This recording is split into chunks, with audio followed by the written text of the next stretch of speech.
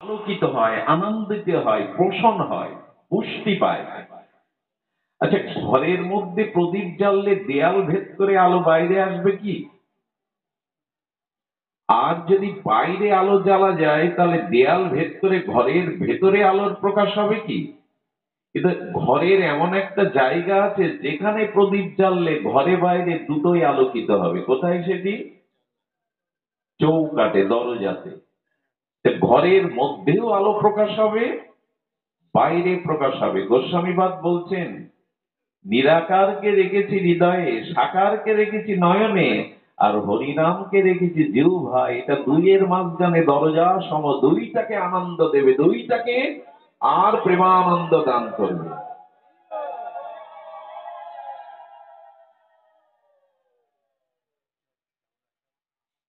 যতদিন নাম জিহ্বায় না উচ্চারণ হচ্ছে, জিহ্বাতে নাম না আসছে,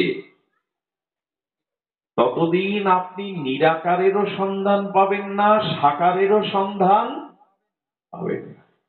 আচ্ছা, যারা নিরাকার ব্রহ্মের উপাসনা করছে তারাও ধ্যানে আছে তো? ধ্যান করছে কিসে? যার আকার নেই, যার রূপ নেই, যার লীলা নেই, কার ধ্যান করছে? শব্দ ব্রহ্মের ধ্যান করছে। ওম। তার মানে সেই নামই। জিহ্বাতে নাম রাখা মানে সগুণের সাথেও সাক্ষাৎকার, নির্গুণের সাথেও সাক্ষাৎকার। নাম না থাকলে কারোর সাথে সাক্ষাৎকার। দরজায় প্রদীপ জ্বালো, ভেতরও আলোকিত হবে, বাইরে আলোকিত হবে।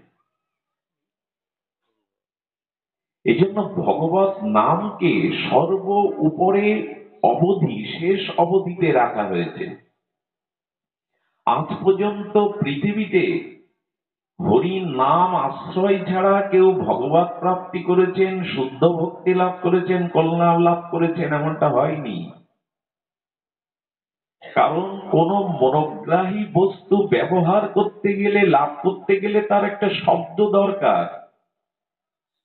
এই পৃথিবীতে আপনি যা কিছু প্রয়োজন সেটা শব্দের দ্বারাই পান। শব্দ আবার দুই প্রকার, বর্ণাত্মক শব্দ, ধনাত্মক শব্দ। ব্যঞ্জন বর্ণ স্বর ব্যঞ্জন দ্বারা যে অক্ষর তৈরি হয়েছে, যে শব্দ তৈরি হয়েছে, তার দ্বারা প্রয়োজন মিটায়। আচ্ছা, যে বোবা, সে শব্দ কিভাবে প্রয়োগ করে? সংকেতে। সেও কিন্তু আলু পটল কিনতে যায়, বোবাও সবজি বাজারে কিনতে যায়, গিয়ে আলুর দম জিজ্ঞাসা করলে কি বলে? সংকেত দেয়। এই যে দেখিয়ে সংকেত দেয়, গোল আলু কত। দোকানদার বুঝে নেয় এই সংকেতে ছাড়া শব্দে বুঝবে না, এই জন্য হাত ইশারা করে দামটা নির্ণয় করে দেয়। তো যে কোনো বস্তু আপনি নির্ণয় করতে গেলে, পেতে গেলে আপনাকে শব্দ উচ্চারণ করতে হবে। সেটা ধনাত্মক শব্দ, বর্ণাত্মক শব্দ, অথবা সাংকেতিক শব্দ।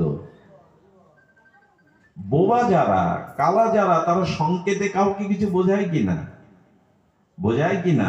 এছাড়া উপায় আছে কি? চুপচাপ বসে থাকলে? সংকেতে বোঝায়।